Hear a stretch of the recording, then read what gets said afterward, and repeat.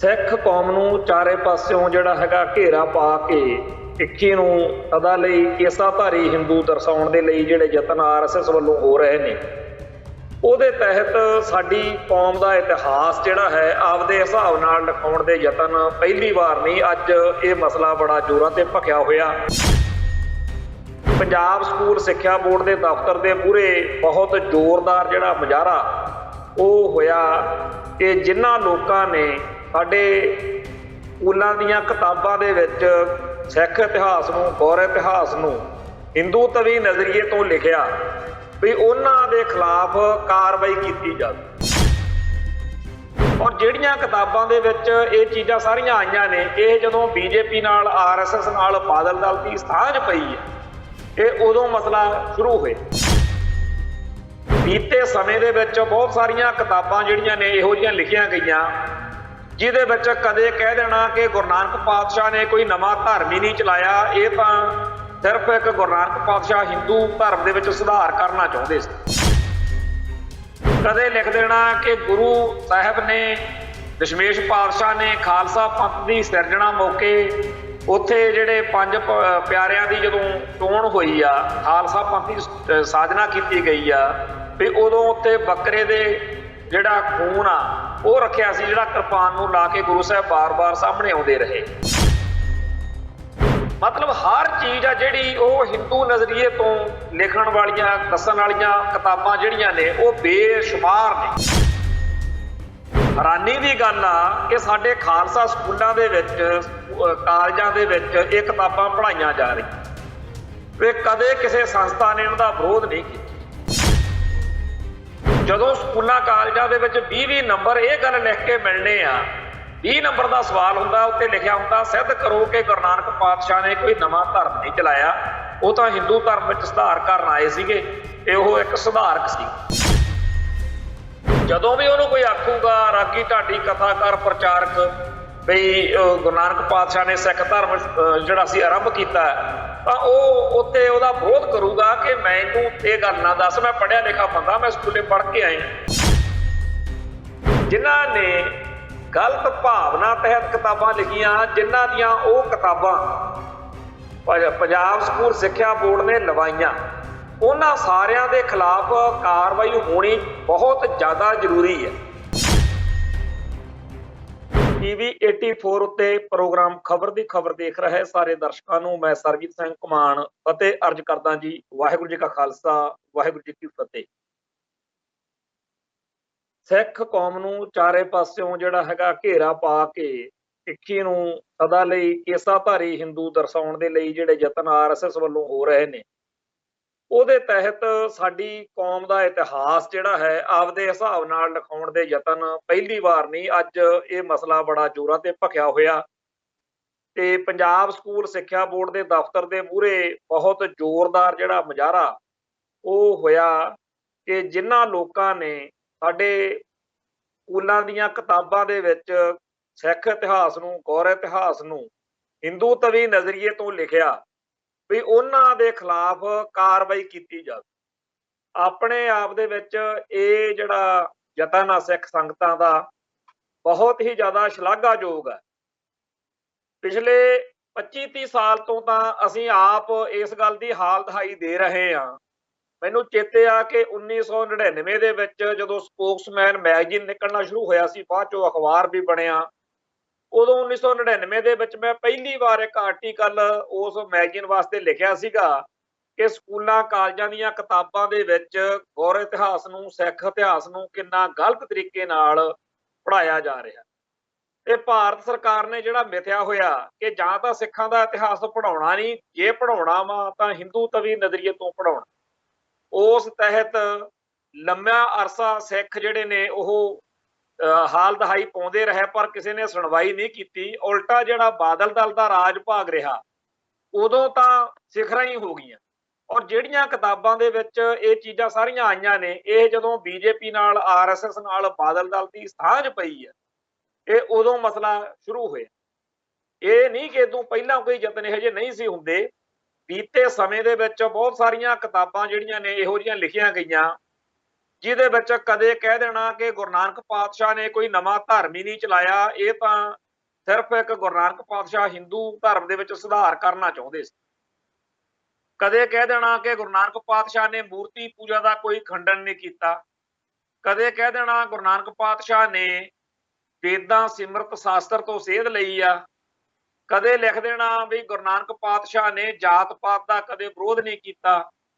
ਕਦੇ ਲਿਖ ਦੇਣਾ ਕਿ ਗੁਰੂ ਸਾਹਿਬ ਨੇ ਦਸ਼ਮੇਸ਼ ਪਾਤਸ਼ਾਹ ਨੇ ਖਾਲਸਾ ਪੰਥ ਦੀ ਸਿਰਜਣਾ ਮੌਕੇ ਉੱਥੇ ਜਿਹੜੇ ਪੰਜ ਪਿਆਰਿਆਂ ਦੀ ਜਦੋਂ ਚੋਣ ਹੋਈ ਆ, ਖਾਲਸਾ ਪੰਥ ਦੀ ਸਾਜਨਾ ਕੀਤੀ ਗਈ ਆ, ਵੀ ਉਦੋਂ ਉੱਥੇ ਬੱਕਰੇ ਦੇ ਜਿਹੜਾ ਖੂਨ ਆ ਉਹ ਰੱਖਿਆ ਸੀ, ਜਿਹੜਾ ਕਿਰਪਾਨ ਨੂੰ ਲਾ ਕੇ ਗੁਰੂ ਸਾਹਿਬ ਬਾਰ-ਬਾਰ ਸਾਹਮਣੇ ਆਉਂਦੇ ਰਹੇ।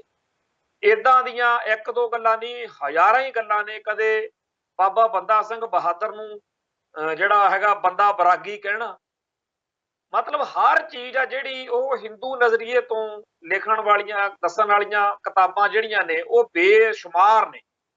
ਤੇ ਇਸ ਵੇਲੇ ਉਹਨਾਂ ਕਿਤਾਬਾਂ ਦੇ ਆਧਾਰ ਦੇ ਉੱਤੇ ਹੁਣ ਟੈਕਸਟ ਬੁੱਕ ਜਿਹੜੀਆਂ ਸਕੂਲਾਂ ਕਾਲਜਾਂ ਦੀਆਂ ਕਿਤਾਬਾਂ ਨੇ ਉਹ ਵੀ ਬਹੁਤ ਜ਼ਿਆਦਾ ਬਣ ਗਈਆਂ। ਬਹੁਤ ਹੈਰਾਨੀ ਦੀ ਗੱਲ ਆ ਕਿ ਸਾਡੇ ਖਾਲਸਾ ਸਕੂਲਾਂ ਦੇ ਵਿੱਚ ਕਾਲਜਾਂ ਦੇ ਵਿੱਚ ਇਹ ਕਿਤਾਬਾਂ ਪੜ੍ਹਾਈਆਂ ਜਾ ਰਹੀਆਂ ਤੇ ਕਦੇ ਕਿਸੇ ਸੰਸਥਾ ਨੇ ਇਹਨਾਂ ਦਾ ਵਿਰੋਧ ਨਹੀਂ ਕੀਤਾ। ਸਿੱਖਾਂ ਦੇ ਘਰਾਂ ਦੇ ਵਿੱਚ ਜਨਮ ਲੈ ਕੇ ਸਿੱਖ ਇਤਿਹਾਸ ਦੇ ਵਿਸ਼ੇ ਦੇ ਮਾਹਿਰ ਬਣ ਕੇ ਪ੍ਰੋਫੈਸਰ ਤੇ ਮਾਸਟਰ ਟੀਚਰ ਬਣ ਕੇ ਆਪਦੇ ਹੀ ਕੌਮ ਨੂੰ ਜ਼ਹਿਰ ਜਿਹੜਾ ਹੈਗਾ ਉਹ ਦੇਣ ਵਾਲੀ ਗੱਲ ਇਹਨਾਂ ਸਕੂਲਾਂ ਕਾਲਜਾਂ ਦੇ ਵਿੱਚ ਪੜ੍ਹਾਉਣ ਵਾਲੇ ਅਧਿਆਪਕਾਂ ਨੇ ਕੀਤੀ। ਸਾਡੇ ਬਹੁਤ ਸਾਰੇ ਆਲੇ ਦੁਆਲੇ ਇਹੋ ਜਿਹੇ ਸੱਜਣ ਮਿੱਤਰ ਹੈਗੇ ਆ ਜਿਹੜੇ ਹੁਣ ਮੰਨਦੇ ਆ ਕਿ ਜਿਹੜਾ ਗੁਰੂ ਨਾਨਕ ਪਾਤਸ਼ਾਹ ਨੇ ਕੋਈ ਧਰਮ ਥੋੜੀ ਚਲਾਇਆ ਸੀ। ਆ ਪਿੱਛੇ ਜੇ ਰਣਜੀਤ ਸਿੰਘ ਢੱਡਰੀਆਂ ਵਾਲੇ ਨੇ ਵੀ ਇਹੋ ਜਿਹੀਆਂ ਗੱਲਾਂ ਕੀਤੀਆਂ ਸੀਗੀਆਂ। ਇਹੋ ਜਿਹੀਆਂ ਗੱਲਾਂ ਕਰਨ ਵਾਲੇ ਪੁੱਠੀਆਂ ਸਿੱਧੀਆਂ ਬਹੁਤ ਜ਼ਿਆਦਾ ਲੋਕ ਨੇ। ਪਰ ਜੇ ਆਪਾਂ ਇਸ ਗੱਲ ਉੱਤੇ ਚਰਚਾ ਕਰੀਏ ਤਾਂ ਅਸਲ ਵਿੱਚ ਇਸ ਸਮੱਸਿਆ ਦੀ ਜੜ ਉਹਨਾਂ ਸਕੂਲਾਂ ਕਾਲਜਾਂ ਦੇ ਵਿੱਚ ਕੀਤੀ ਹੋਈ ਪੜ੍ਹਾਈ ਆ। ਜਦੋਂ ਸਕੂਲਾਂ ਕਾਲਜਾਂ ਦੇ ਵਿੱਚ 20-20 ਨੰਬਰ ਇਹ ਗੱਲ ਲਿਖ ਕੇ ਮਿਲਣੇ ਆ, 20 ਨੰਬਰ ਦਾ ਸਵਾਲ ਹੁੰਦਾ, ਉੱਤੇ ਲਿਖਿਆ ਹੁੰਦਾ ਸਿੱਧ ਕਰੋ ਕਿ ਗੁਰੂ ਨਾਨਕ ਪਾਤਸ਼ਾਹ ਨੇ ਕੋਈ ਨਵਾਂ ਧਰਮ ਨਹੀਂ ਚਲਾਇਆ, ਉਹ ਤਾਂ ਹਿੰਦੂ ਧਰਮ ਵਿੱਚ ਸੁਧਾਰ ਕਰਨ ਆਏ ਸੀਗੇ ਤੇ ਉਹ ਇੱਕ ਸੁਧਾਰਕ ਸੀ।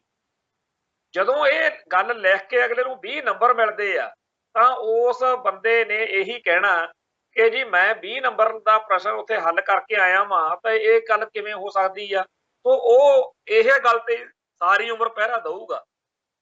ਜਦੋਂ ਵੀ ਉਹਨੂੰ ਕੋਈ ਆਖੂਗਾ ਰਾਗੀ ਢਾਡੀ ਕਥਾਕਾਰ ਪ੍ਰਚਾਰਕ ਬਈ ਗੁਰੂ ਨਾਨਕ ਪਾਤਸ਼ਾਹ ਨੇ ਸਿੱਖ ਧਰਮ ਜਿਹੜਾ ਸੀ ਆਰੰਭ ਕੀਤਾ, ਤਾਂ ਉਹ ਉੱਥੇ ਉਹਦਾ ਵਿਰੋਧ ਕਰੂਗਾ ਕਿ ਮੈਨੂੰ ਇਹ ਗੱਲ ਨਾ ਦੱਸ, ਮੈਂ ਪੜ੍ਹਿਆ ਲਿਖਿਆ ਬੰਦਾ, ਮੈਂ ਸਕੂਲੇ ਪੜ੍ਹ ਕੇ ਆਇਆ।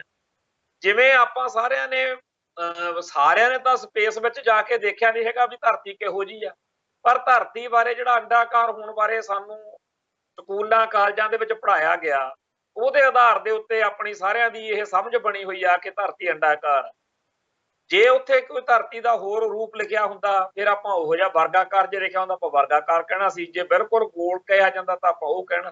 ਤਾਂ ਜਿਹੜਾ ਕੁਝ ਵੀ ਆਪਾਂ ਨੂੰ ਸਕੂਲਾਂ ਕਾਲਜਾਂ ਦੀਆਂ ਕਿਤਾਬਾਂ 'ਚ ਕਿਸੇ ਗੱਲ ਬਾਰੇ ਪੜ੍ਹਾਇਆ ਜਾਂਦਾ ਉਹ ਆਪਣੇ ਮਨ ਵਿੱਚ ਪੱਕੇ ਤੌਰ ਤੇ ਵਸ ਜਾਂਦਾ। ਇਹੀ ਗੱਲ ਹੁਣ ਇਸ ਵੇਲੇ ਹਿੰਦੂ ਤਵੀਆਂ ਨੇ ਕੀਤੀ ਹੋਈ ਆ ਕਿ ਪੰਜਾਬ ਦੇ ਸਿੱਖਾਂ ਦੇ ਬੱਚਿਆਂ ਦੇ ਮਨਾਂ ਦੇ ਵਿੱਚ ਸਿੱਖ ਇਤਿਹਾਸ ਬਾਰੇ ਇਹੋ ਜਿਹੀਆਂ ਗਲਤ ਚੀਜ਼ਾਂ ਫਿੱਟ ਕਰ ਦੋ ਵੀ ਆਉਣ ਵਾਲੀਆਂ ਜਿਹੜੀਆਂ ਸਿੱਖਾਂ ਦੀਆਂ ਨਸਲਾਂ ਨੇ ਉਹਨਾਂ ਨੂੰ ਹਕੀਕਤ ਦਾ, ਸੱਚ ਦਾ ਪਤਾ ਹੀ ਨਾ ਹੋਵੇ। ਉਹ ਸਾਰੇ ਦੇ ਸਾਰੇ ਸਿੱਖ ਇਹੀ ਸਮਝਣ ਕਿ ਜਿਹੜਾ ਸਿੱਖ ਧਰਮ ਆ ਇਹ ਬਿਲਕੁਲ ਕੋਈ ਧਰਮ ਨਹੀਂ ਹੈਗਾ, ਇਹ ਤਾਂ ਹਿੰਦੂ ਧਰਮ ਦੀ ਇੱਕ ਸਾਖ ਆ।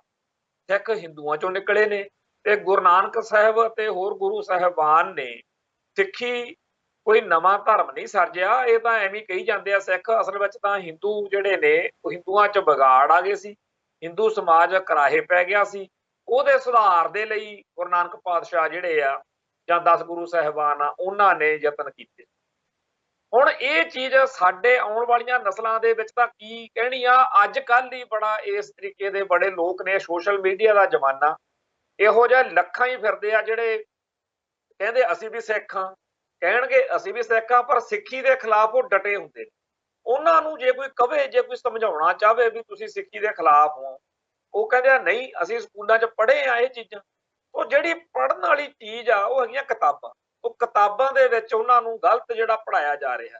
ਹੁਣ ਇਸ ਗੱਲ ਦਾ ਖਿਲਾਰਾ ਪਿਆ ਜਦੋਂ ਕੈਪਟਨ ਦੀ ਸਰਕਾਰ ਮੁੱਕੇ, ਉਦੋਂ ਪੰਜਾਬ ਸਕੂਲ ਸਿੱਖਿਆ ਬੋਰਡ ਦੀ 12ਵੀਂ ਦੀ ਕਿਤਾਬ ਆ ਜਿਹੜੀ, ਜਿਹਦੇ ਵਿੱਚ ਸਭ ਤੋਂ ਮਾੜਾ ਲਿਖਿਆ ਗਿਆ, ਉਹਦੇ ਬਾਰੇ ਇਹ ਚਰਚਾ ਚੱਲੀ ਕਿ ਕਿਤਾਬ ਫਿਰ ਵਾਪਸ ਲੈਣੀ ਪੈ ਗਈ, ਬੰਦ ਕਰਤੀ ਕਿ ਨਵੇਂ ਸਿਰਿਓਂ ਇਤਿਹਾਸ ਲਿਖਾਵਾਂਗੇ। ਉਹਦੀ ਵੀ ਹੁਣ 2 ਸਾਲ ਹੋ ਗਏ ਖਿਲਾਰਾ ਜਾ ਪੈਂਦੇ ਨੂੰ, ਹੁਣ ਚਰਚਾ ਹੋਣ ਲੱਗੀ ਆ ਕਿ ਜੀ ਨਵੀਂ ਜਿਹੜੀ ਆ ਸਾਰੀ ਹਿਸਟਰੀ ਨਵੇਂ ਸਿਰਿਓਂ ਲਿਖ ਦਿੱਤੀ ਗਈ। ਪਰ ਗੱਲ ਇਹ ਹੈ, ਜਿਨ੍ਹਾਂ ਲੋਕਾਂ ਨੇ ਉਹ ਗਲਤ ਕਿਤਾਬਾਂ ਲਿਖੀਆਂ, ਜਿਨ੍ਹਾਂ ਨੇ ਗਲਤ ਭਾਵਨਾ ਤਹਿਤ ਕਿਤਾਬਾਂ ਲਿਖੀਆਂ, ਜਿਨ੍ਹਾਂ ਦੀਆਂ ਉਹ ਕਿਤਾਬਾਂ ਪੰਜਾਬ ਸਕੂਲ ਸਿੱਖਿਆ ਬੋਰਡ ਨੇ ਲਵਾਈਆਂ, ਉਹਨਾਂ ਸਾਰਿਆਂ ਦੇ ਖਿਲਾਫ ਕਾਰਵਾਈ ਹੋਣੀ ਬਹੁਤ ਜ਼ਿਆਦਾ ਜ਼ਰੂਰੀ ਹੈ।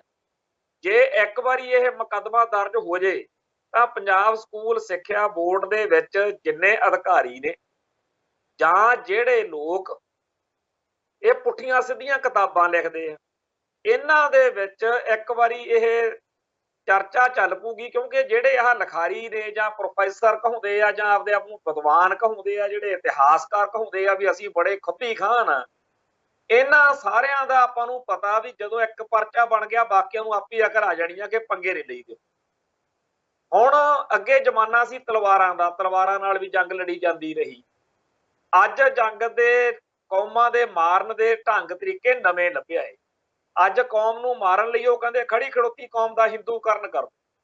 ਆਪਾਂ ਨੂੰ ਕਿਸੇ ਨੂੰ ਵਹਿਮ ਨਹੀਂ ਹੈਗਾ ਕਿ RSS ਆਪਣਾ ਧਰਮ ਖਤਮ ਕਰਨਾ ਚਾਹੁੰਦੀ ਆ ਤੇ ਸਿੱਖਾਂ ਨੂੰ ਖੜੇ ਖੜੋਤਿਆਂ ਨੂੰ ਵੀ ਸਾਨੂੰ ਤੁਹਾਡੇ ਗਾਤਰੇ ਕਿਰਪਾਨਾਂ ਵੀ ਮਨਜ਼ੂਰ ਨੇ, ਅਸੀਂ ਹੌਲੀ ਹੌਲੀ ਅਗਲੀਆਂ ਪੀੜ੍ਹੀਆਂ ਦਾ ਉਹ ਵੀ ਲਿਖਾ ਦਾਂਗੇ। ਪਰ ਹਾਲ ਦੀ ਘੜੀ ਜੇਕਰ ਤੁਸੀਂ ਗਾਤਰੇ ਕਿਰਪਾਨ ਦੇ ਨਾਲ ਵੀ ਮੰਨ ਜਾਓ ਵੀ ਅਸੀਂ ਹਿੰਦੂ ਆ, ਹਿੰਦੂਆਂ ਚੋਂ ਨਿਕਲੇ ਆ, ਤਾਂ ਕੋਈ ਹਰਜ ਨਹੀਂ।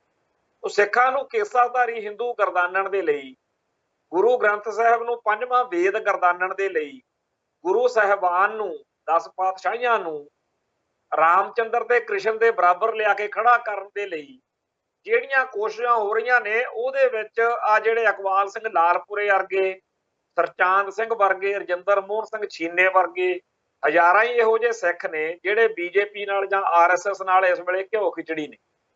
ਇਹਨਾਂ ਲੋਕਾਂ ਨੂੰ ਕੋਈ ਸ਼ਰਮ ਹਿਆ ਨਹੀਂ ਹੈਗੀ ਕਿ ਇਹ ਸੰਸਥਾ ਜਿਹੜੀ RSS ਜਾਂ BJP ਆ, ਇਹ ਸਾਡੇ ਸਿੱਖ ਇਤਿਹਾਸ ਬਾਰੇ ਕਿਹੋ ਜਿਹੀ ਸੋਚ ਰੱਖਦੀ। ਉੱਪਰੋਂ ਉਹ ਐਡੇ ਛਾਤਰ ਤੇ ਮਕਾਰ ਨੇ ਵੀ ਜਦੋਂ ਕਿਸੇ ਬੰਦੇ ਨੂੰ ਉਹਨਾਂ ਨੇ ਆਪਦੇ ਫੋਲਡ ਵਿੱਚ ਲੈਣਾ, ਉਹਨਾਂ ਨੇ ਉਹੋ ਜਿਹਾ ਮੂੰਹ ਬਣਾ ਕੇ ਦਿਖਾ ਦੇਣਾ। ਉਹ ਬੜੀ ਵਾਰ ਤੁਸੀਂ ਇਹੋ ਜਿਹੀਆਂ ਹਜ਼ਾਰਾਂ ਸਟੇਟਮੈਂਟਾਂ ਦਿਖਾ ਸਕਦੇ ਆ ਤੁਹਾਨੂੰ। ਆਹ ਲਾਲਪੁਰੇ ਨਾਲ ਗੱਲ ਕਰ ਲਓ, ਤਰਲੋਚਨ ਸਿੰਘ ਆ ਜਿਹੜਾ ਮੈਂਬਰ ਪਾਰਲੀਮੈਂਟ ਬਣਦਾ, ਉਹਦੇ ਨਾਲ ਗੱਲ ਕਰ ਲਓ। ਲਿਖ ਕੇ ਥੱਬਿਆਂ ਦੇ ਥੱਬੇ ਤੁਹਾਡੇ ਸਿਰ ਤੇ ਮੜ ਦੇਣਗੇ।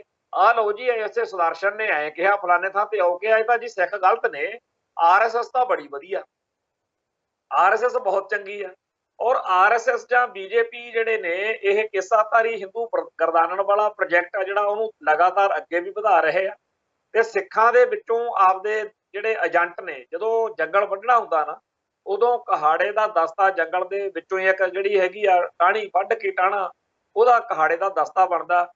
ਫਿਰ ਉਹ ਕਹਾੜੇ ਦਾ ਦਸਤਾ ਜਿਹੜਾ ਹੈਗਾ ਉਸ ਕਹਾੜੇ ਦੇ ਵਿੱਚ ਹੁੰਦਾ ਤੇ ਸਾਰੇ ਜੰਗਲ ਦੇ ਸਫਾਈ ਲਈ ਉਹ ਕਹਾੜਾ ਵਰਤਿਆ ਜਾਂਦਾ। ਉਵੇਂ ਹੀ ਇਸ ਵੇਲੇ ਸਾਡੀ ਕੌਮ ਦੇ ਵਿੱਚੋਂ ਬਹੁਤ ਜ਼ਿਆਦਾ ਲੋਕਾਂ ਨੂੰ ਕਹਾੜੇ ਦਾ ਦਸਤਾ ਬਣਾਉਣ ਦੇ ਲਈ ਜਿਹੜੀ ਹੈਗੀ ਆ ਮੁਹਿੰਮ ਤੋਰੀ ਹੋਈ ਆ, ਜਿਹੜੇ ਆ BJP RSS ਵਿੱਚ ਜਾ ਰਹੇ। ਤੇ ਪਿਛਲੇ ਦਿਨਾਂ ਦੇ ਵਿੱਚ ਜਦੋਂ ਆ ਕਿਸਾਨ ਸੰਘਰਸ਼ ਖਤਮ ਹੋਇਆ, ਉਦੋਂ ਬਾਅਦ ਵਿੱਚ ਜਦੋਂ ਚੋਣਾਂ ਦਾ ਹਜੇ ਕੰਮ ਸ਼ੁਰੂ ਹੋਣਾ ਸੀ, ਮੋਦੀ ਸਰਕਾਰ ਨੇ ਇੱਥੇ ਪੰਜਾਬ ਦੇ ਵਿੱਚ ਬੜੇ ਆਪਦੇ ਦਲਾਲਾਂ ਨੂੰ ਸਰਗਰਮ ਕਰਤਾ, ਏਜੰਟਾਂ ਨੂੰ। ਔਰ ਉਹਨਾਂ ਨੇ ਪੂਰਾ ਮਾਹੌਲ ਹੀ ਬਣਾਤਾ ਵੀ ਬਸ ਜੀ ਚੰਡੀਗੜ੍ਹ ਪੰਜਾਬ ਨੂੰ ਦੇਣ ਲੱਗੇ ਆ, ਪੰਜਾਬ ਦੇ ਦਰਿਆਈ ਪਾਣੀਆਂ ਦਾ ਮਸਲਾ ਹੱਲ ਹੋਣ ਲੱਗਿਆ ਤੇ ਪੰਜਾਬ ਦੇ ਜਿਹੜੇ ਹੋਰ ਪੰਥ ਦੇ ਮਸਲੇ ਆ ਉਹ ਵੀ, ਤੇ ਜਿਹੜਾ ਜੋ ਨਜ਼ਰਬੰਦ ਬਸ ਤੁਸੀਂ ਛੱਡੇ ਲਓ। ਸਾਰੀਆਂ ਵੋਟਾਂ ਲੰਘ ਗਈਆਂ ਪਰ ਉਹ ਮਸਲੇ ਹੱਲ ਨਹੀਂ ਹੋਏ। ਤੇ ਦਵਿੰਦਰਪਾਲ ਸਿੰਘ ਭੁੱਲਰ ਦਾ ਜਾਂ ਜਿਨ੍ਹਾਂ ਹੋਰ ਸਿੰਘਾਂ ਦੀਆਂ ਰਿਹਾਈਆਂ ਦੇ ਬਾਰੇ ਜਿਹੜੇ ਐਲਾਨ ਕੀਤੇ ਗਏ, ਜਿੱਦਣ ਅਕਾਲ ਤਖਤ ਸਾਹਿਬ ਦੇ ਜਥੇਦਾਰ ਨੂੰ ਅਮਿਤ ਸ਼ਾਹ ਆ ਕੇ ਮਿਲਿਆ ਸੀ ਨਾ, ਉਦੋਂ 2 ਦਿਨ ਪਹਿਲਾਂ ਸਿੱਖ ਜਥੇਬੰਦੀਆਂ ਦੇ ਨਾਲ ਗਜਿੰਦਰ ਸਿੰਘ ਸ਼ੇਖਾਵਤ ਨੇ ਵੀ ਇਹ ਗੱਲ ਕੀਤੀ ਸੀ ਕਿ ਜੀ ਅਸੀਂ ਬਸ ਬੜੀ ਜਲਦੀ 2 ਦਿਨ 'ਚ ਹੀ ਛੱਡ ਦੇਣੇ ਆ, ਤੇ ਅੱਜ ਨਹੀਂ ਛੱਡੇ। ਹੁਣ ਇਹ ਮਸਲੇ ਜਿਹੜੇ ਨੇ, ਇਹਨਾਂ ਦੇ ਬਾਰੇ ਸਾਡੇ ਆਪਦੇ ਭਾਈਚਾਰੇ 'ਚ ਕਾਟੋ ਕਲੇਸ਼ ਸ਼ੁਰੂ ਹੁੰਦਾ ਜਾ ਰਿਹਾ। ਬਹੁਤ ਸਾਰੇ ਬੰਦੇ ਨੇ ਜਿਹੜੇ ਲੱਗੇ ਪਏ ਨੇ ਕਿ ਜੀ ਉਹ ਤਾਂ ਛੱਡਣ ਨੂੰ ਤਿਆਰ ਸੀਗੇ, ਆਪਣੇ ਬੰਦਿਆਂ ਨੇ ਆਹ ਗਲਤੀ ਕਰ ਲਈ, ਉਹ ਗੱਲ ਤੇ ਆ। ਹਕੀਕਤ ਇਹ ਹੈ ਕਿ ਉਹ ਸਿੱਖਾਂ ਨੂੰ ਜਲੀਲ ਕਰ ਰਹੇ ਨੇ। ਉਹ ਸਿੱਖਾਂ ਨੂੰ ਬਿਲਕੁਲ ਢੱਕ ਕੇ ਖੂੰਜੇ ਲਾਉਣਾ ਚਾਹੁੰਦੇ ਨੇ। ਉਹ ਚਾਹੁੰਦੇ ਨੇ ਕਿ ਸਿੱਖ ਜਿਹੜੇ ਨੇ ਉਹ ਸਾਰੇ ਦੇ ਸਾਰੇ ਆਪਦੀ ਜਿਹੜੀ ਪੰਥ ਪ੍ਰਸਤੀ ਦੀ ਭਾਵਨਾ ਵਾ ਉਹਨੂੰ ਤਿਆਗ ਕੇ ਕੇਸਾਧਾਰੀ ਹਿੰਦੂ ਹੋਣ ਵਾਲੇ ਪਾਸੇ ਨੂੰ ਵਧਣ। ਹੁਣ ਜਿਨ੍ਹਾਂ ਦੇ ਲੱਤਾਂ 'ਚ ਜਾਨ ਨਹੀਂ ਹੈਗੀ, ਆ ਦੀਪ ਸਿੱਧੂ ਵਾਲੇ ਫਨੋਮਨੇ ਦੇ ਵਿੱਚ ਹੋਇਆ ਕੀ ਆ ਕਿ ਸਿੱਖ ਜਵਾਨੀ ਜਿਹੜੀ ਆ ਉਹ ਆਪਦੇ ਅਸਲ ਖਾਸੇ ਵੱਲ ਫੇਰ ਮੁੜ ਆਈ। ਇਸ ਗੱਲ ਦਾ ਸਾਡੇ ਦੁਸ਼ਮਣਾਂ ਨੂੰ ਤਾਂ ਅਹਿਸਾਸ ਹੈਗਾ, ਪਰ ਸਾਡੀ ਕੌਮ ਨੂੰ ਅਹਿਸਾਸ ਨਹੀਂ ਹੈਗਾ ਕਿ ਦੀਪ ਸਿੱਧੂ ਦੇ ਵਰਤਾਰੇ ਨੇ ਸਿੱਖ ਜਗਤ ਨੂੰ ਦਿੱਤਾ ਕੀ। ਸਾਡੀ ਕੌਮ ਦੇ ਵਿੱਚ ਬੜੇ ਲੰਮੇ ਅਰਸੇ ਤੋਂ ਇੱਕ ਇਹੋ ਜਿਹੇ ਬੰਦੇ ਦੀ ਲੋੜ ਸੀ ਜਿਹੜਾ ਅੱਜ ਦੀ ਸਿੱਖ ਜਵਾਨੀ ਦੇ ਹਿਸਾਬ ਨਾਲ ਗੱਲ ਕਰ ਸਕੇ। ਇਹ ਨਹੀਂ ਕਿ ਬੀਤੇ ਸਮੇਂ ਵਿੱਚ ਕਿਸੇ ਨੇ ਚਰਚਾ ਹੀ ਨਹੀਂ ਕੀਤੀ, ਕਿਸੇ ਨੇ ਗੱਲ ਹੀ ਨਹੀਂ ਛੇੜੀ। ਜਿਹੜੀਆਂ ਗੱਲਾਂ ਦੀਪ ਸਿੱਧੂ ਨੇ ਕੀਤੀਆਂ ਨੇ ਇਹ ਹੁੰਦੀਆਂ ਰਹੀਆਂ ਨੇ, ਪਰ ਹਰ ਵੇਲੇ ਦੀ ਜਵਾਨੀ ਨੂੰ ਆਪਦੇ ਹਿਸਾਬ ਨਾਲ ਕੋਈ ਚਿਹਰਾ ਮੋਹਰਾ ਚਾਹੀਦਾ ਹੁੰਦਾ। ਅੱਜ ਦੀ ਸਿੱਖ ਜਵਾਨੀ ਨੂੰ ਦੀਪ ਸਿੱਧੂ ਨੇ ਝੰਜੋੜਾ ਮਾਰਿਆ ਤੇ ਦੀਪ ਸਿੱਧੂ ਦੇ ਰਾਹੀਂ ਅੱਜ ਦੀ ਸਿੱਖ ਜਵਾਨੀ ਜਿਹੜੀ ਆ ਉਹਨੇ ਜਿਹੜੇ ਸਬਕ ਸਿੱਖੇ ਕਿ ਕਿਵੇਂ ਸਾਡੇ ਦਰਿਆਈ ਪਾਣੀ ਲੁੱਟੇ ਜਾ ਰਹੇ ਨੇ, ਕਿਵੇਂ ਸਾਡੇ ਜਿਹੜੇ ਖੇਤੀ ਨਾਲ ਸੰਬੰਧਿਤ ਕਾਲੇ ਕਾਨੂੰਨ ਬਣਾ ਕੇ ਸਾਨੂੰ ਕਿਵੇਂ ਘੇਰਿਆ ਜਾ ਰਿਹਾ, ਕਿਵੇਂ ਸਾਡੀ ਹੋਂਦ ਹਸਤੀ ਮਿਟਾਈ ਜਾ ਰਹੀ ਆ, ਕਿਵੇਂ ਪੰਜਾਬੀ ਬੋਲੀ ਦਾ ਘਾਣ ਹੋ ਰਿਹਾ, ਕਿਵੇਂ ਸਿੱਖ ਸਿਵਲਾਈਜੇਸ਼ਨ ਲੁੱਟੀ ਜਾ ਰਹੀ ਹੈ, ਕਿਵੇਂ ਪੰਜਾਬ ਨੂੰ ਇਹੋ ਜਿਹਾ ਬਣਾਇਆ ਜਾ ਰਿਹਾ ਕਿ ਇਹ ਤਾਂ ਜੀ ਨਸ਼ੇੜੀਆਂ ਦਾ, ਅਯਾਸ਼ੀਆਂ ਦਾ, ਬਦਮਾਸ਼ੀਆਂ ਦਾ ਅੱਡਾ ਤੇ ਹਰ ਬੰਦਾ ਇੱਥੋਂ ਭੱਜ ਜਾਂਦਾ।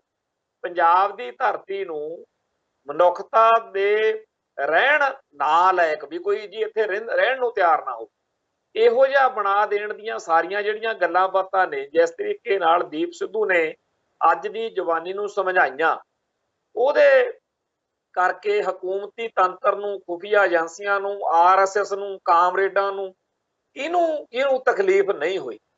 ਬਾਦਲ ਦਲ ਵਾਲੇ ਚਾਹੁੰਦੇ ਆ ਕਿ ਸਾਰੀ ਦੀ ਸਾਰੀ ਸਿੱਖ ਜਵਾਨੀ ਆ ਜਿਹੜੀ ਉਹ ਸੁਖਬੀਰ ਬਾਦਲ ਜਿੰਦਾਬਾਦ ਕਹਿਣਾ ਸਿੱਖ ਜਾਵੇ। ਉਹਨਾਂ ਨੂੰ ਫਿਰ ਦੀਪ ਸਿੱਧੂ ਕਿੱਥੋਂ ਚੰਗਾ ਲੱਗਣਾ। ਕਾਂਗਰਸ ਵਾਲੇ ਕਹਿੰਦੇ ਆ ਵੀ ਕੋਈ ਜੂਨ 84 ਦੀ, ਨਵੰਬਰ 84 ਦੀ, 1947 ਤੋਂ ਕੀਤੇ ਹੋਏ ਧੱਕਿਆਂ ਦੀ ਜਾਂ 1984 ਤੋਂ ਬਾਅਦ ਜਿਹੜਾ ਕਤਲੇਆਮ ਹੋਇਆ ਮਨੁੱਖਤਾ ਦਾ, ਅਣਪਛਾਤੀਆਂ ਲਾਸ਼ਾਂ ਦੀ ਗੱਲ ਨਾ ਕਰੇ। ਉਹਨਾਂ ਨੂੰ ਪਰ ਦੀਪ ਸਿੱਧੂ ਕਿੱਥੇ ਚੰਗਾ ਲੱਗਣਾ ਸੀ। ਜਿਹੜੇ ਕਾਮਰੇਡ ਨੇ ਉਹ ਕਹਿੰਦੇ ਆ ਜੀ ਸਾਰੇ ਸਿੱਖ ਜਵਾਨੀ ਆ ਜਿਹੜੀ ਜੇਕਰ ਉਹ ਬਾਕੀ ਸਿਆਸੀ ਦਲਾਂ ਤੋਂ ਆਵਾਜ਼ਾਰ ਹੋ ਚੁੱਕੀ ਆ ਫਿਰ ਉਹ ਸਾਡੇ ਲਾਲ ਝੰਡੇ ਚੱਕ ਲਵੇ ਤੇ ਨਾਸਤਕ ਬਣ ਜਾਵੇ, ਤਰਕਸ਼ੀਲ ਬਣ ਜਾਵੇ। ਉਹ ਜਿਹੜੇ ਢੱਡਰੀਆਂ ਵਾਲੇ ਵਰਗੇ ਨੇ, ਹਰਨੇਕ ਨੇਕੀ ਵਰਗੇ ਨੇ, ਉਹ ਕਹਿੰਦੇ ਹੈਗੇ ਨੇ ਵੀ ਸਾਰੀ ਸਿੱਖ ਜਵਾਨੀ ਸਾਡੇ ਮਗਰ ਲੱਗ ਜਾਵੇ। ਉਹ ਜਿਹੜੀ ਸਿੱਖ ਜਵਾਨੀ ਗੁਰੂ ਨੂੰ ਪਿਆਰ ਕਰਨ ਵਾਲੀ, ਸ਼ਰਧਾ ਵਾਲੀ, ਵਿਸ਼ਵਾਸ ਵਾਲੀ, ਕੌਮ ਲਈ ਲੜਨ ਮਰਨ ਵਾਲੀ, ਪੰਥਕ ਕਾਰਜਾਂ ਦੇ ਵਿੱਚ ਸਮਰਪਿਤ ਹੋ ਕੇ ਕੌਮ ਦੀ ਅੱਗੇ ਚੜ੍ਹਦੀ ਕਲਾ ਲਈ ਸਰਗਰਮ ਹੋਣੀ ਸੀ, ਉਹਨੂੰ ਜਦੋਂ ਕਰਾਹੇ ਪੈਂਦੀ ਨੂੰ ਰੋਕ ਕੇ ਦੀਪ ਸਿੱਧੂ ਸਿੱਖੀ ਵਾਲੇ ਪਾਸੇ ਲੈ ਕੇ ਜਾਣ ਵਾਲੀਆਂ ਗੱਲਾਂ ਕਰੂਗਾ ਤਾਂ ਫੇਰ ਭਾਈ ਦੀਪ ਸਿੱਧੂ ਦੇ ਖਿਲਾਫ ਹੀ ਸਾਰਿਆਂ ਨੇ ਹੋਣਾ ਸੀ। ਉਹ ਦੀਪ ਸਿੱਧੂ ਜਿਹੜਾ ਹੈ ਉਹਦੀ ਅਹਿਮੀਅਤ ਕੀ ਆ ਜਾਂ ਉਹ ਕੀ ਗੱਲ ਆ, ਉਹਦਾ ਤੁਸੀਂ ਦੁਸ਼ਮਣ ਦੇ ਖੇਮਿਆਂ 'ਚ ਜਾ ਕੇ ਸਮਝ ਸਕੋਗੇ ਕਿ ਜਿਵੇਂ ਉਹਨਾਂ ਨੂੰ ਸਕੂਨ ਜਿਹਾ ਮਿਲਿਆ ਦੀਪ ਸਿੱਧੂ ਦੇ ਚੜ੍ਹਾਈ ਕਰ ਜਾਣ ਤੋਂ ਬਾਅਦ, ਜਿਵੇਂ ਕਾਮਰੇਡਾਂ ਨੂੰ ਚਾਅ ਚੜਿਆ, ਜਿਵੇਂ ਐਂਟੀ ਪੰਥਕ ਲੋਕਾਂ ਨੇ ਪੋਸਟਾਂ ਲਿਖੀਆਂ ਸੋਸ਼ਲ ਮੀਡੀਆ ਤੇ, ਉਹਦੇ ਤੋਂ ਪਤਾ ਲੱਗੂਗਾ ਕਿ ਆਪਾਂ ਕੀ ਗਵਾਇਆ ਤੇ ਦੁਸ਼ਮਣ ਨੇ ਦੀਪ ਸਿੱਧੂ ਨੂੰ ਕੀ ਸਮਝਿਆ ਹੋਇਆ। ਖੈਰ ਦੀਪ ਸਿੱਧੂ ਦੇ ਜਾਣ ਦੇ ਨਾਲ ਸਾਨੂੰ ਘਾਟਾ ਤਾਂ ਪਿਆ, ਪਰ ਇਹ ਵੀ ਗੱਲ ਹੈਗੀ ਆ ਕਿ ਜਾਗੀ ਹੋਈ ਸਿੱਖ ਜਵਾਨੀ ਦੇ ਸਾਹਮਣੇ ਇਸ ਵੇਲੇ ਹੋਰ ਬੜੇ ਇਹੋ ਜਿਹੇ ਮੁੱਦੇ ਮੌਕੇ ਨੇ ਤੇ ਉਹ ਆਪਦਾ ਕੰਮ ਅੱਗੇ ਕਰ ਸਕਦੇ। ਤੇ ਇਸ ਵੇਲੇ ਦੋ ਮੁੱਦੇ ਤਾਂ ਫੌਰੀ ਤੌਰ ਤੇ ਉੱਭਰ ਕੇ ਸਾਹਮਣੇ ਆ ਗਏ।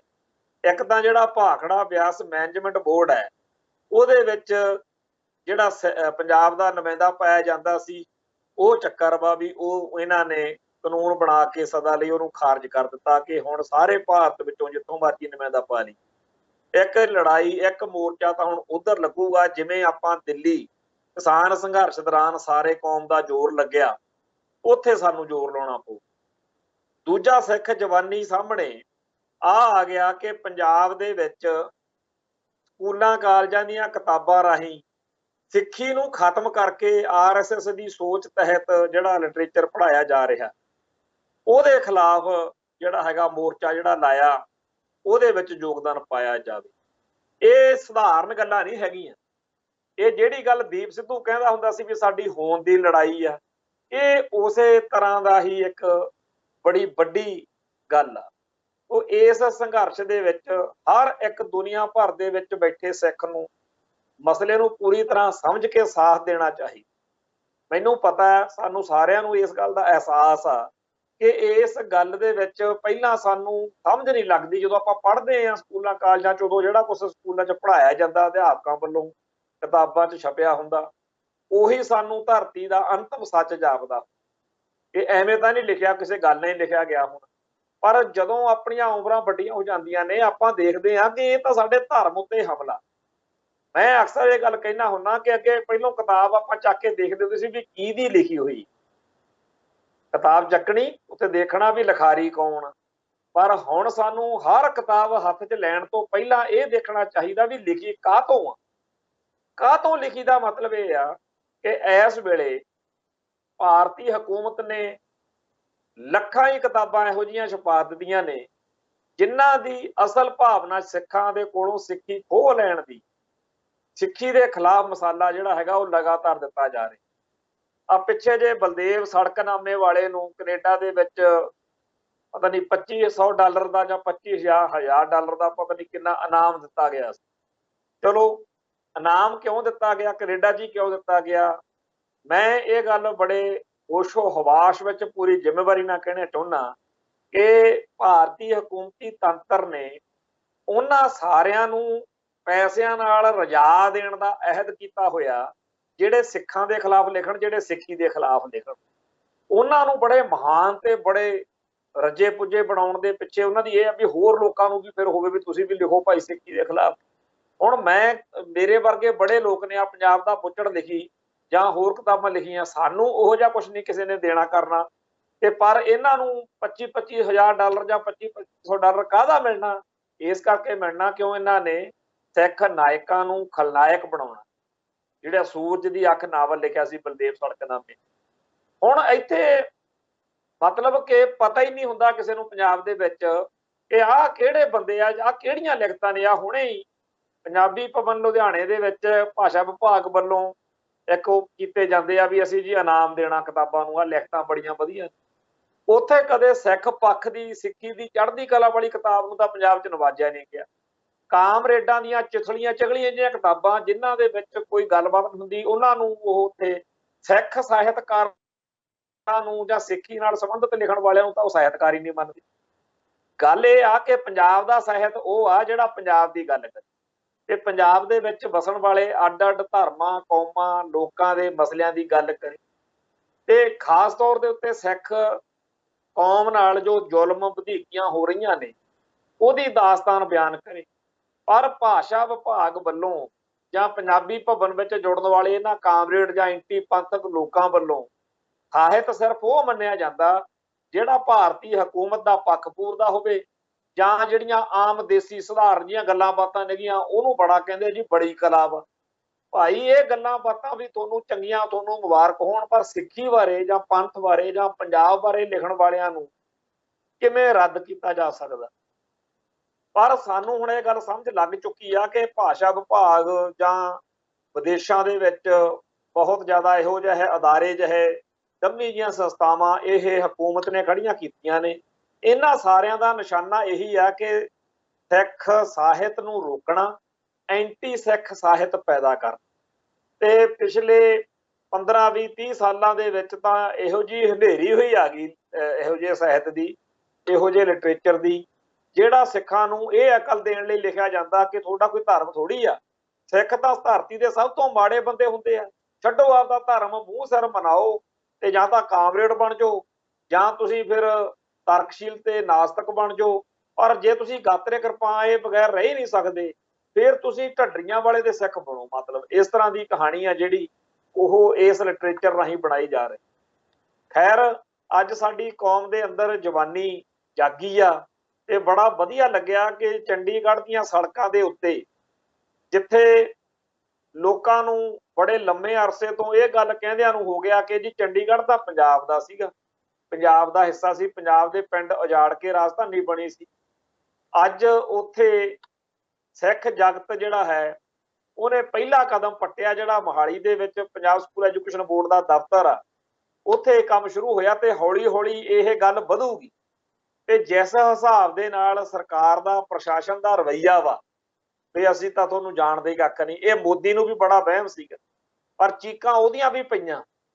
ਹਾਲ ਤਾਂ ਲੱਗ ਗਿਆ ਇੱਕ, ਪਰ ਮੋਦੀ ਨੂੰ ਆਪਾਂ ਝੁਕਦਾ ਵੀ ਦੇਖਿਆ। ਤੇ ਜਿਹੜਾ ਮੋਦੀ ਕਹਿੰਦੇ ਸੀਗੇ ਜੀ ਬੜਾ ਵੱਡੀ ਤੋਪ ਆ, ਇਹ ਨਹੀਂ ਕਿਸੇ ਦੀ ਮੰਨਦਾ, ਇਹਨੇ ਤਾਂ ਜਿਹੜਾ ਸੀਗਾ ਕਾਲੇ ਕਾਨੂੰਨਾਂ ਦੇ ਖਿਲਾਫ ਜਿਹੜਾ ਸਟੈਂਡ ਲੈ ਲਿਆ ਤੇ ਲੈ ਲਿਆ। ਕਿਉਂਕਿ ਇਸ ਤੋਂ ਪਹਿਲਾਂ ਚਾਹੇ ਕਸ਼ਮੀਰ ਵਾਲਾ ਮੁੱਦਾ ਸੀ ਜਦੋਂ 370 ਧਾਰਾ ਵਾਲਾ ਹੋਇਆ, ਜਾਂ ਜਿਹੜਾ NRC ਤੇ CAA ਦੋ ਕਾਨੂੰਨ ਜਿਹੜੇ ਬਣਾਏ ਸੀ ਜਿਹਦੇ ਵਿੱਚ ਘੱਟ ਗਿਣਤੀਆਂ ਖਾਸ ਤੌਰ ਤੇ ਭਾਰਤੀ ਮੁਸਲਮਾਨਾਂ ਨੂੰ ਟਾਰਗੇਟ ਕੀਤਾ ਗਿਆ ਸੀ, ਹੋਰ ਬੜੀਆਂ ਗੱਲਾਂ ਬਾਤਾਂ ਸੀ। ਤੇ ਬਾਬਰੀ ਮਸਜਿਦ ਦੀ ਥਾਂ ਤੇ ਰਾਮ ਮੰਦਿਰ ਉਸਾਰਨ ਦੀ ਗੱਲ ਕਰਕੇ ਉਹ ਆਮ ਲੋਕਾਂ ਦੇ ਵਿੱਚ ਬੜਾ ਵਹਿਮ ਸੀਗਾ ਕਿ ਜੀ ਮੋਦੀ ਤਾਂ ਬੜੀ ਵੱਡੀ ਤੋਪ ਆ। ਪਰ ਕਿਸਾਨ ਸੰਘਰਸ਼ ਦੌਰਾਨ ਆਪਾਂ ਉਸ ਮੋਦੀ ਨੂੰ ਝੁਕਦਿਆਂ ਤੇ ਲਿਫਦਿਆਂ ਤੇ ਬੁੱਝਦਿਆਂ ਦੇਖਿਆ। ਉਹ ਅੱਜ ਵੀ ਜਿਹੜਾ ਸਿੱਖੀ ਉੱਤੇ ਹਮਲਾ ਹੈ, ਇਹ ਸਾਡੇ ਧਰਮ ਉੱਤੇ, ਸਾਡੀ ਕੌਮ ਉੱਤੇ, ਸਾਡੇ ਹਿੱਤਾਂ ਉੱਤੇ ਜਿਹੜਾ ਵਾਰ ਆ, ਕਿ ਇਹੋ ਜਿਹੀਆਂ ਕਿਤਾਬਾਂ ਲਿਖਾਈਆਂ ਜਾ ਰਹੀਆਂ ਨੇ। ਔਰ ਮੈਂ ਇਹ ਗੱਲ ਦੱਸਣੀ ਚਾਹੁੰਦਾ ਕਿ ਕਈ ਸਾਡੇ ਆਲੇ ਦੁਆਲੇ ਚ ਇਹੋ ਜਿਹੇ ਟੀਚਰ, ਅਧਿਆਪਕ, ਜਦੋਂ ਉਹਨਾਂ ਨਾਲ ਗੱਲ ਕੀਤੀ ਕਿ ਤੁਸੀਂ ਇਹ ਚੀਜ਼ਾਂ ਕਿਉਂ ਪੜ੍ਹਾਉਂਦੇ ਹੋ, ਕਹਿੰਦੇ ਅਸੀਂ ਕੀ ਕਰ ਸਕਦੇ, ਅਸੀਂ ਨੌਕਰ ਹਾਂ, ਤਨਖਾਹ ਲੈਂਦੇ ਹਾਂ।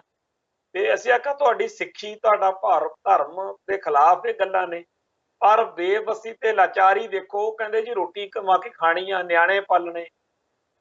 ਕਿਹੋ ਜਿਹਾ ਅਸੀਂ ਭਾਰਤ ਵਿੱਚ ਆਉਣ ਦਾ ਗੁਨਾਹ ਕੀਤਾ 1947 ਮੌਕੇ। ਇਹਦੇ ਨਾਲੋਂ ਤਾਂ ਇਹੋ ਜਿਹਾ ਦੁਸ਼ਮਣ ਦੀ ਗੁਲਾਮੀ ਚੰਗੀ ਆ ਜਿਹੜਾ ਸਾਨੂੰ ਮਤਲਬ ਘੱਟੋ ਘੱਟ ਸਾਡੇ ਧਰਮ ਬਾਰੇ ਇਹੋ ਜਿਹੀ ਬਕਵਾਸ ਤਾਂ ਨਹੀਂ ਕਰਦਾ, ਪਰ ਆਹ ਸਾਨੂੰ ਇਹੋ ਜਿਹੇ ਆਪਣੇ ਟੱਕਰਿਆ। ਕਹਿੰਦੇ ਜੀ ਹਿੰਦੂ ਸਿੱਖ ਏਕਤਾ, ਆ ਕਿਹੋ ਜਿਹਾ ਹੈਗਾ ਸਿਸਟਮ ਜਿਹਦੇ ਵਿੱਚ ਸਾਨੂੰ ਕਿਹਾ ਜਾ ਰਿਹਾ ਕਿ ਤੁਸੀਂ ਤਾਂ ਵਧੀਆ ਬੰਦੇ ਹੋ ਜੇ ਤੁਸੀਂ ਆਪਦੇ ਧਰਮ ਦੀ ਹੇਠੀ, ਆਪਦੇ ਧਰਮ ਦੀ ਹਾਨੀ ਕਰਵਾ ਕੇ ਚੁੱਪ ਰਹਿੰਦੇ ਹੋ। ਜੇ ਬੋਲਦੇ ਹੋ ਫਿਰ ਤੁਸੀਂ ਅੱਤਵਾਦੀ ਹੋ, ਫਿਰ ਤੁਸੀਂ ਪਾਕਿਸਤਾਨ ਦੇ ਏਜੰਟ ਹੋ, ਫਿਰ ਤੁਸੀਂ ਦੁਸ਼ਮਣ ਦੇਸ਼ ਤੇ ਹੱਥ ਠੋਕੇ।